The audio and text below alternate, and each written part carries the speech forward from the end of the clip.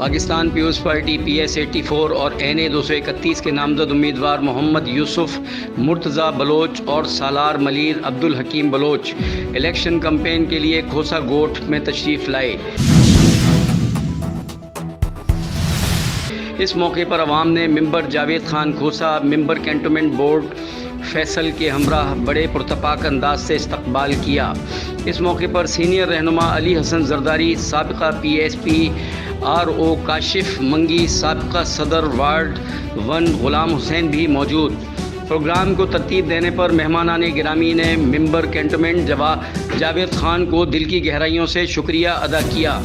اس موقع پر محمد یوسف مرتضیٰ بلوچ اور سالار ملیر حکیم بلوچ نے عوام سے گفتگو کرتے ہوئے کہا کہ عوام کو بنیادی مسائل کا حل صرف اور صرف پاکستان پیپلز پارٹی ہی کا وتیرہ ہے۔